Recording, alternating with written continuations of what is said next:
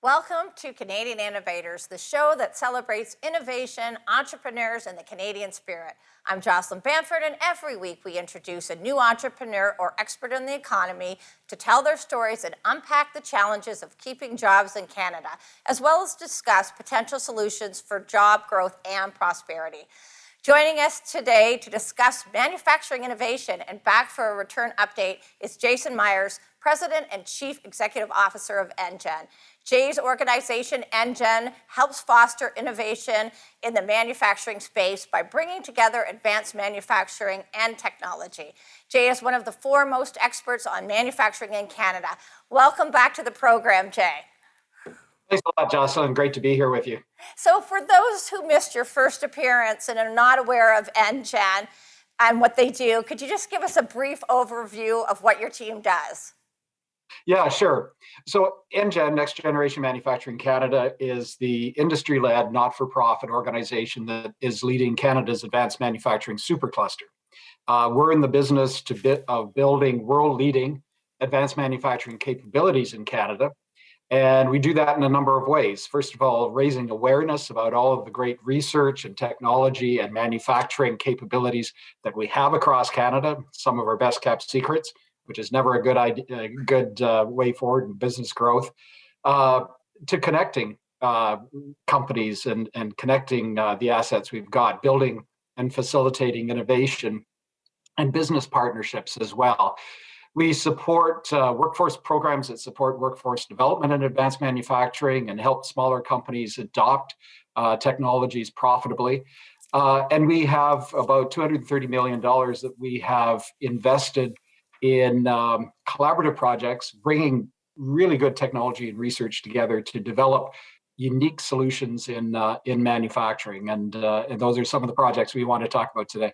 So Jay, we're going to bring in one of your great success stories in just a few minutes. But before we get to that, can you just give us an overview of some of the projects that you are working on? Yeah, so far we've invested about $230 million of taxpayer money from the federal government in about 168 projects. We've got over 370 industry partners. Most of those, 95%, are small companies. A lot of research partners engaged as well. To date, we've finished off a number, about 30 projects. They've delivered about 1.85 billion in sales for an actual investment of about $40 million. So we're well over 40x in terms of our economic return on investment. And figure that out, 15% of that will go back to the federal government. We're delivering back the federal government 6 times the amount in taxpayers' money than we're actually spending here. But some of the projects we're supporting are really great, like robotics on the moon, new healthcare and medical devices, really interesting projects around transformation of industrial processes like steel manufacturing, one of the world's leading and will be the only digitized, fully automated steel manufacturing process in the world here, and some really interesting projects around fully automated food processing, other types of automated systems. I'm really glad to say, and hopefully we can get someone to speak about this maybe on another show. One of our projects has just been selected by the United Nations as the best application of artificial intelligence in the world. All very exciting and amazing stuff. But Jay, we just have about a minute left. But for years, you've been advocating for manufacturing strategy from all levels of government, and we really don't have one. Why do you think that this is, and what can we do about it in the minute we have left? Well, I think that became very true with COVID, and really glad that Barry's here because he's leading some of the projects that we are supporting in terms of PPE and other really neat projects to fight COVID. But my take is we're not very coordinated within government or across governments. We don't really have a lot of expertise about manufacturing and policy making, and I think those are areas where we really need to double down, make sure that we're working together, and really focus on the strategic opportunities and challenges that are out there for manufacturing, but do it in a really practical way. Well, we're going to go to break, and when we come back, we're going to see one of your innovations, a very cool piece of technology. So don't go away. You're not going to want to miss it. We'll be right back on Canadian Innovators.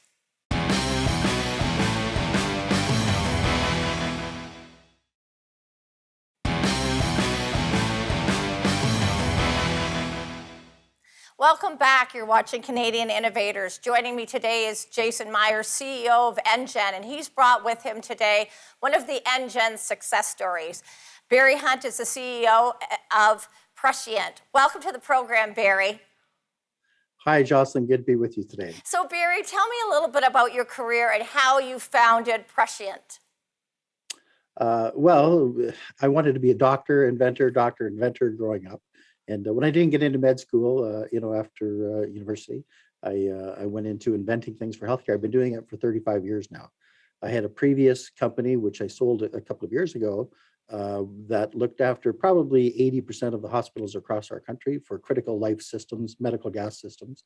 And during that time, the World Health Organization came out with a report in 2009 that said Canada had the worst record in the world, the developed world, for hospital-acquired infections. So I went on a mission to try and fix that. Air, water, and surface transmission of disease was my focus, and invented engineered infection prevention. That won a World Patient Safety Innovation in 2017. I decided to sell my main company and focus just on infection prevention, and launched Prescient January 9th, 2020, just 2 months prior to COVID hitting Canada. Wow, timing is everything. And I know hospital infections were a major problem before COVID. And you've brought with you a video on your product, the Violet product. It is very neat. So we're going to put up, let's take a look at it.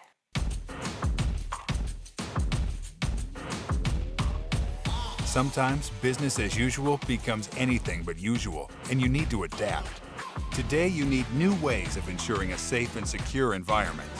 Good news, the future just rolled in. Introducing Violet. Prescient UVC robots are the fastest, safest, smartest UVC robots in the world, delivering UVC light rays that destroy bacteria, mold, and viruses like COVID-19 on surfaces and in the air. Violet is a fully autonomous smart robot delivering continuous disinfection, giving your staff the confidence and peace of mind they need. 360-degree machine vision and multiple sensors enable intelligent navigation, so Violet senses and adapts safely to people, turning off light panels or pausing until it's safe to continue. Programmed to get closer to walls and furniture, Violet's 3 banks of independently controlled UVC lights deliver a larger targeted dose of UVC, resulting in greater reach and disinfecting power. Violet moves 4 times faster and goes 4 times further than the competition, meaning the workplace can be continuously and repeatedly disinfected 24 hours a day. And best of all, there are no operators required. With a wide, stable base, Violet's perfect for industrial, manufacturing, and distribution environments. Violet will integrate seamlessly into your operations, managing its own pathfinding, record-keeping, and power. When battery power runs low, Violet returns to base, rapidly self-charging and heading back out for the next round of disinfecting. Smarter, faster, further. Breathe easy. Violet is on the job. Wow, that is so cool. I want one for my house. I want one for the plant. So Barry, tell me, how do you take a product from an idea and make it into production? And are you making them right here in Canada? We are making them right here in Canada, right here in Waterloo Region, the tech capital of Canada. So we partnered with a company called ClearPath Robotics, a world leader in automated guided vehicles, worked with them to customize a platform specifically for this application. And through a lot of collaborative work, developed Violet. So we've been the leaders in supplying mobile and fixed UV now in Canadian healthcare for a decade. We've always wanted to bring out an automated solution like this, but the market wasn't ready for it. So in Canada, there's a lot of innovation in healthcare, but implementation takes forever. And so quite often we sell it, outside of Canada to the US, et cetera, and then it comes back to us later. And that's typical of a lot of processes, but in healthcare in particular. So we've always wanted to automate it. The market wasn't ready. Engen had a program for COVID response, and they had a challenge out across the country to develop robots specifically for this application. We were one of a handful that were selected for that, and Violet's the result. Very cool. And it's so wonderful that it can be manufactured right here in Ontario. So we're going to take a quick break. And when we get back, we're going to hear about some of the challenges that Barry had from taking it from idea to manufacturing. So don't go away. We'll be right back on Canadian Innovators.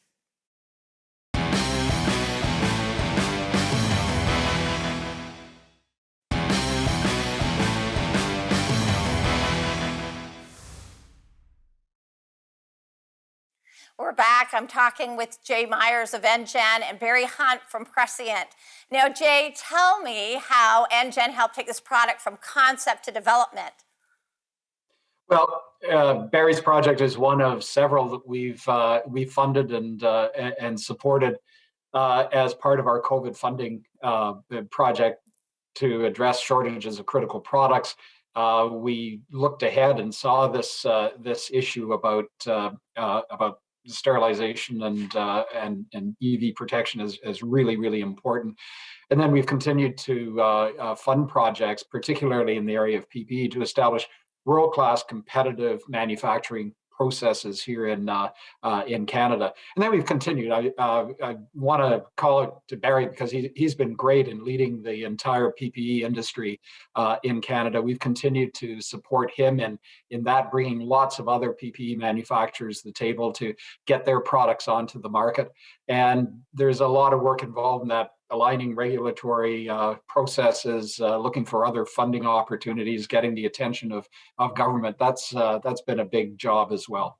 Now, Barry, I want to go to you, and I want to find out, when did you have this concept of Violet product, and how long did it take you to where it is today? Well, we've had the desire to build a Violet type product for 5 or 6 years.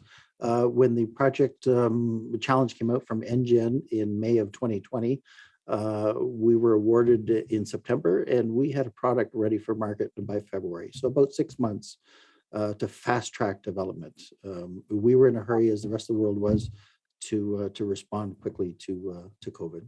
That is amazing, because it's unheard of. Now, you were telling me before that it takes about 17 years to go from project design to implementation, and did it in 6 months. So it just shows you we can do stuff in Canada if we have the desire and the regulatory environment to do it. But Barry, you're also the president of the Canadian Association of PPE Manufacturers, which is amazing. We need to be protected by having PPE made here in Canada. So tell us about one of the masks that you've designed. I think you have a sample of it right there. Yes, I do. So this mask here is called Nano Mask, and Prescient was awarded a challenge, an Engen challenge, to develop the ultimate COVID mask for airborne protection. It's the first of its kind. It's a super lightweight elastomeric. There's no hard plastic parts, and yet it has an elastomeric seal. It bonded directly to an ultra breathable nanofiber filtration material. So it required development of new materials and new manufacturing processes, and it dovetails with new national standards we have here now in Canada for breathability. It required a collaboration of a number of different Canadian manufacturers to develop the technologies and the processes to so great. We need more manufacturing done right here in Canada. But talk to us about the regulatory hurdles that you had to overcome in getting these masks to market.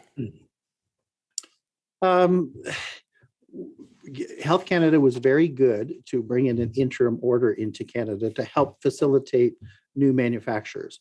They had to do that because we not only didn't have a PPE industry here in Canada, but we didn't have any PPE standards to call our own.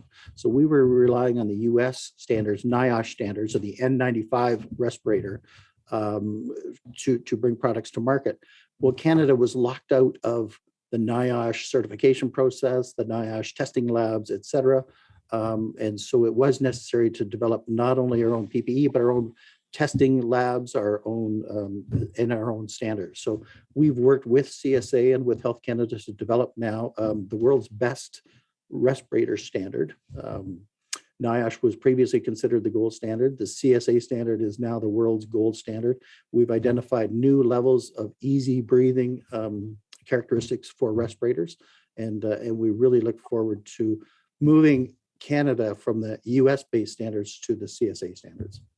All amazing stuff, and it's great that it's kind of a spoken wheel. Not only does your company prosper, but all of the folks that feed into your companies prosper. I'm going to go to you, Jay. We just have about 30 seconds left. Talk to us about getting the whole supply chain involved in other companies, not just the one with the great idea. Yeah, as Barry was saying, look, this is really a collaborative effort. I don't think you build world-leading advanced manufacturing capabilities one company at a time.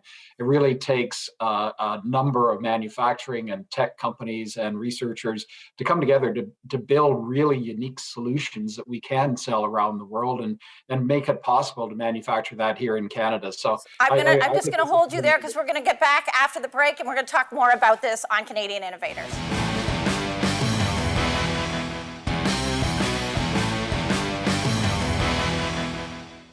And we're back. I'm speaking with Jay Myers and Barry Hunt on manufacturing PPE in Canada. Before the break, we were talking about the regulatory burdens of manufacturing. Barry, besides the regulatory burdens, what other challenges have you been faced with manufacturing in Canada? Well, we had the federal government challenge us to develop new products and new technologies for PPE, and with a promise to procure those once developed. The challenge we have right now is there's been no federal procurement of those new technologies, the new innovations, and so that is a challenge to us. We have a further challenge in that actually our federal government has subsidized multinationals and foreign companies with grants and long-term contracts that then compete against us. So it's been difficult to bring things to market when the market has been seeded already with long-term contracts. Absolutely, and we're faced with Buy America in the United States when we're competing, and we really need support here in Canada. So this is the part of the program where I like to ask my guest, if you were a politician, what would you do to preserve and grow jobs in Canada? So I'm going to start here with Jay. Jay, you're in charge. What are you doing to grow our manufacturing economy? I tell everybody in my cabinet to get out and understand manufacturing. I say make manufacturing a priority for not only for economic policy, but for everything we're trying to do on healthcare, environment, really double down on making manufacturing happen in Canada. But Jocelyn, you and I met when I was the head of CME, and I'm so glad what I'm doing now because I can actually, rather than tell government what to do, I can actually help make things happen. And that's why it's so great to be able to support some of these collaborative projects that are really delivering world-class manufacturing capabilities here. Yeah, very cool. So I'm going to go over to you, Barry. Here's your chance to be a politician and make manufacturing a thing to behold in Canada. What would you do to grow our manufacturing capability, specifically in the PPE area, because we knew how vulnerable we were during COVID? Well, the first thing I would do is expand Jay's mandate at Engen to not just include innovation, but implementation. Implementation is always the issue. So whenever you invest to develop new products, there needs to be a market for that. And so that two should go hand in glove. If there's a contract at the end of the development process, that makes all the difference in the world, for companies that are otherwise faced with what they call the valley of death. So that would be number one. True collaboration with government would be number two, where in the PPE industry's case, for example, working with the Public Health Agency of Canada, with Health Canada, with CSA, for standards and policy development to go hand in glove with all the new innovations. And then I think access to capital would be the next one. We're competing with some pretty well-funded multinational public companies who have gotten government subsidies, grants and 5 and 10-year contracts. And so if we had some kind of a reciprocal matching program where the investment that's been made by the innovation company was matched with a long-term loan, a 5 or a 10-year loan program at a low interest rate, I think would help our companies compete and scale up to compete with legacy multinationals. So Jay, I'm going to go over to you. You got the last word in the 30 seconds we have left. Any other policies that you put in place to make manufacturing prosper in Canada? Well, I think we really have to compete with the rest of the world, and there's some huge incentives south of the border, as there are around the world, in support of manufacturing and where manufacturing is going in the future, electric vehicles and decarbonization. So, time to double down in support of the sector, either through better private sector funding, or really targeted public sector funding to get results. All great ideas, and I'm looking forward to seeing the growth of manufacturing in Canada. Us too. Great. We are too. That's all the time we have for today. Thanks to my guests, Jay Myers, CEO of Engen, and Barry Hunt, CEO of Prescient, and the Canadian Associations of PPE Manufacturers. Canada needs a strong manufacturing sector. It also needs a solid manufacturing strategy and policy to help, not hinder, our domestic production capabilities. We are falling behind in these areas, and we need to ensure that we ask our politicians what they're going to do to protect Canadians and the supply chain and keep manufacturing in Canada. I'm Jocelyn Bamford. Thank you for watching Canadian Innovators, and we'll see you next time.